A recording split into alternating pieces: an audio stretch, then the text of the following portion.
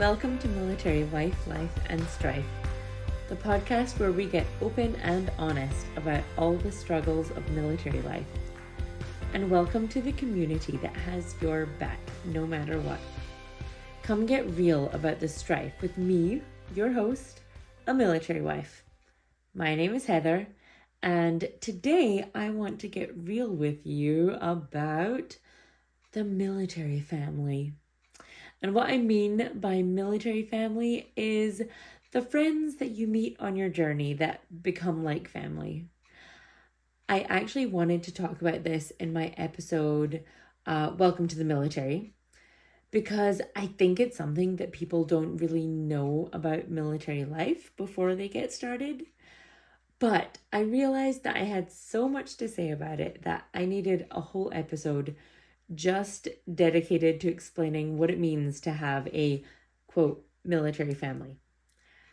So, let me explain this military family.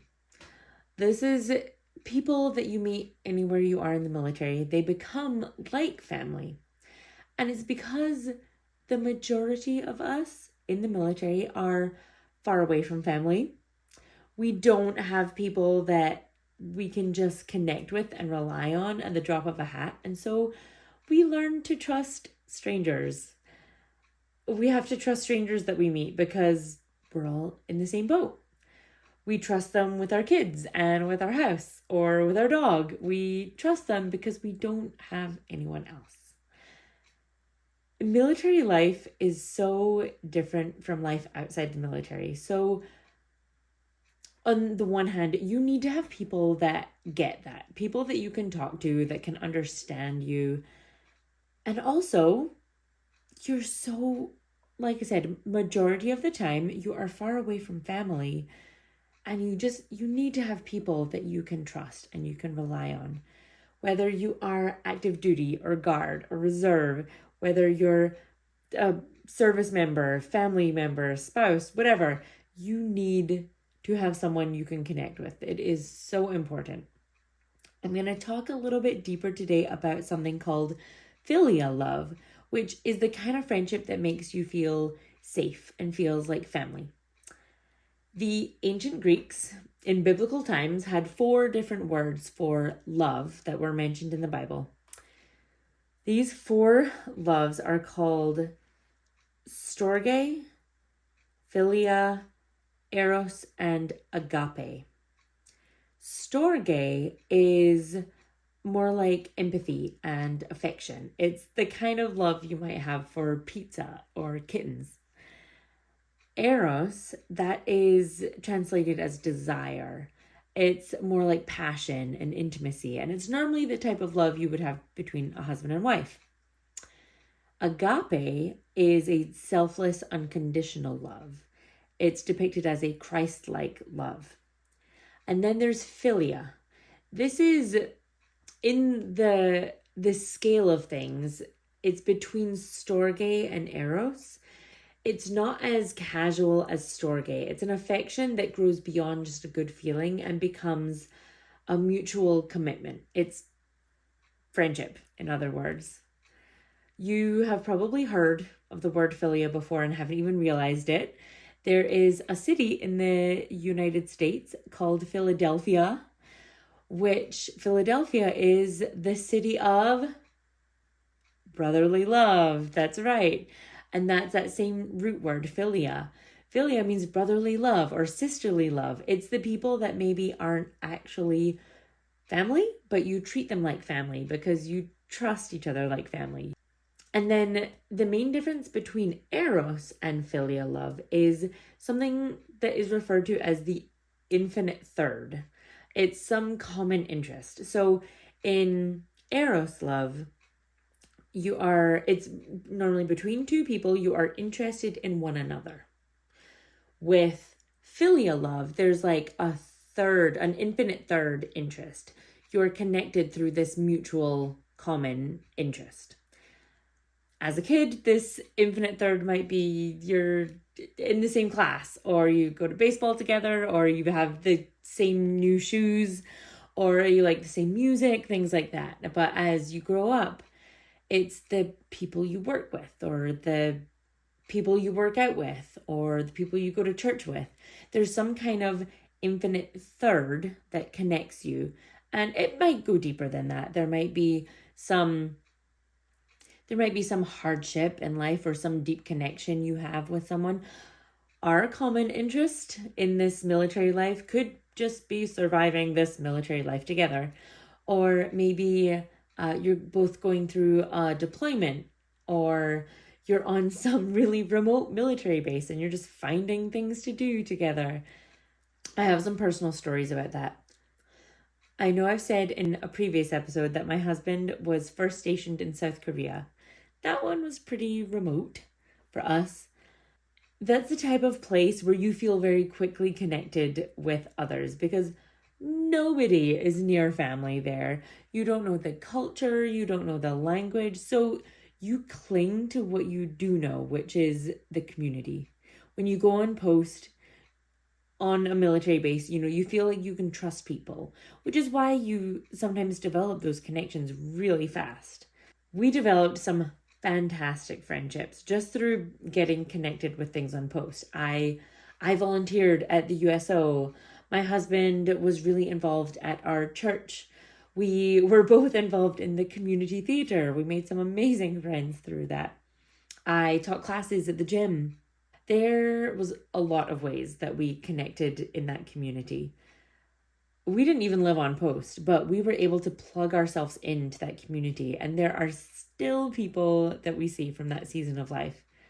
Some we haven't seen in 13 plus years, but I guarantee if any of them called us up, we would easily grab lunch and talk for 3 hours. There's been some people that we've run back into over the years, and it's always a really great, sweet reunion.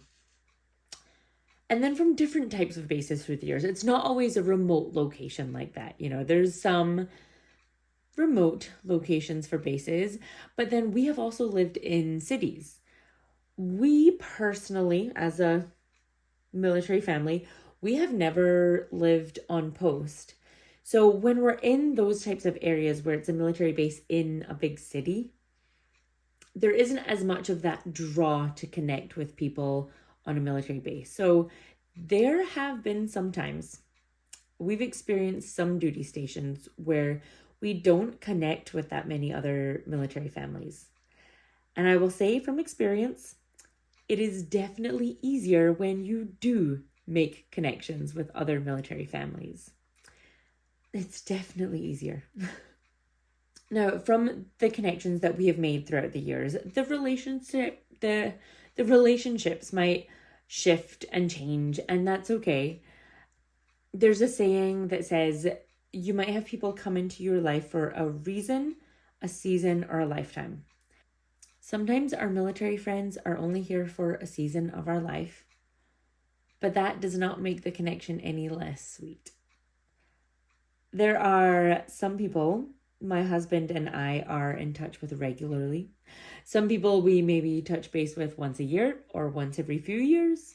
And then we all have those friends that, we reach back out to when a Facebook memory comes up and, you share with the friend group, hey, remember when we all did this? And you talk again, and then it kind of fizzles out until someone else sees the memory show up on their Facebook 2 years later.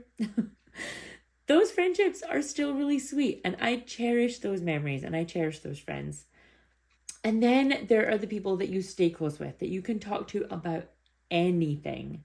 And I will say my husband is really, really great at this. He has connections with people from all over the place from throughout his military career that he keeps up with casually.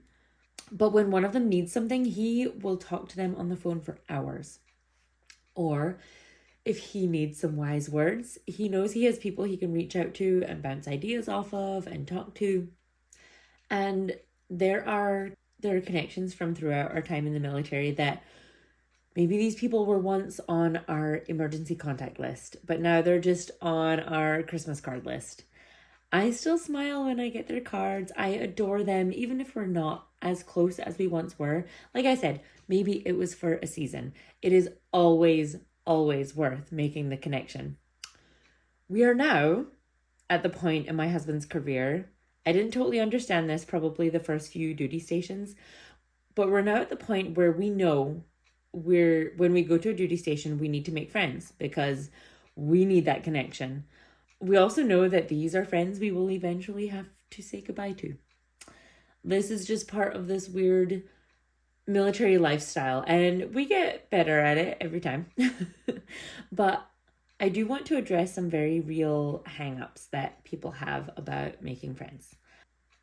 Like I mentioned in the beginning, it's all about trusting people. Some people, for whatever reason, feel like they can't or feel like they don't want to trust others. Maybe something that they've been through in their life. Maybe someone has let you down. It can feel really scary to trust strangers. I mean, it can feel scary to trust strangers even when you've never been let down. One piece of advice, if you're willing to take it here, is to just try. Try it just for me. Just try.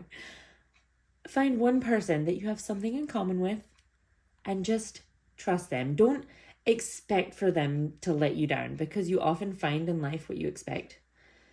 So expect that you can just trust this person and see if that connection doesn't make things better.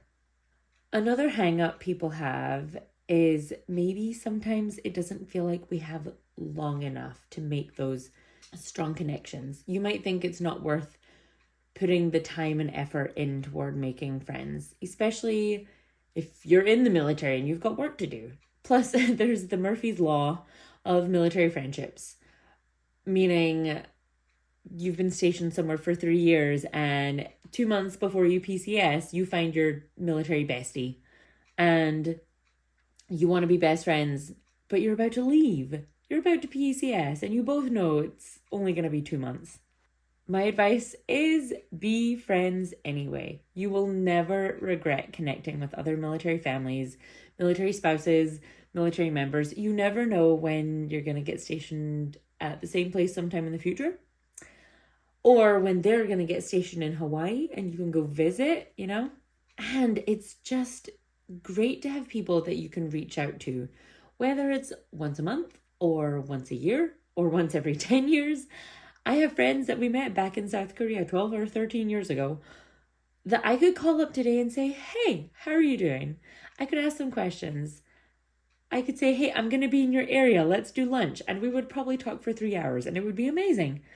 So my advice to you is find that infinite third. Find things that you're interested in and find people with similar hobbies. Connect with people that way. Check the local Facebook page, spouse group. There's boss events, MWR events, churches, kids programs. I feel like my husband and I, we are now in that season of life where we connect with people through our kids. Our kids, that's our infinite third. There are even this, I've seen this work really well for some people. Maybe for the introvert that doesn't want to go to the Oktoberfest on post and just go up and introduce themselves to someone. I've seen people go on a local Facebook page and introduce themselves that way. And it's almost like one of those dating ads in the newspapers. It's like, hey, this is what I'm interested in. I'm looking for a friend who wants to grab coffee. And there's been some amazing connections that have come from posts like that. It's worth putting yourself out there to give it a try. I mean, worst case scenario is you go to lunch with someone and then you never see them again. Fine. Best case scenario is you find your military bestie. It's great. Everyone needs someone that they can just share anything with. I don't think a lot of people really truly have that. Whether you're a service member that feels the pressure from their commander, you need to talk to someone about it. Or whether you're a military spouse and your spouse is deployed and the kids are driving you crazy, you need to talk to someone about it. Or whether maybe you're a service member and you're thinking of getting out because you are done with this military life. You need to talk to someone about it. And it needs to be someone who can somewhat relate to what you're going through. They need to somehow relate to this life. So for us, that's not always our family members. Although I will say our family is very supportive, but I can't go to my brother and say, HSA just screwed up our PCS because he has no idea what I'm talking about. But my military bestie is like, oh, that sucks. I'm so sorry. So anyway, going back to the military besties, I want to share something with you guys. This is specifically from the military spouse community, but some of these could relate to anyone in the military. But the prompt was, what is something your military bestie understands that someone in the civilian side of your life just does not get? So I'm going to read you some of these comments. Some are really funny, some are kind of heart-wrenching. This first one says, my military bestie understands that I miss my husband and I love him, but I sometimes get annoyed when he comes home. And the next one is similar. My military bestie understands being okay with your husband gone and enjoying your alone time because you've also just been forced to get used to it. These are kind of related. Like, yes, through training and deployments and whatever, you have to find your rhythm during those deployment times, and sometimes being annoyed when he comes home. That reintegration period, for anyone that's been through a deployment, you know reintegration is harder than we all expect sometimes.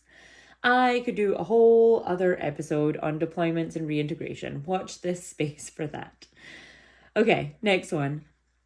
My military bestie understands asking people you barely know to be your emergency contact. My military bestie understands that I can complain about missing him even though I, quote, chose this life.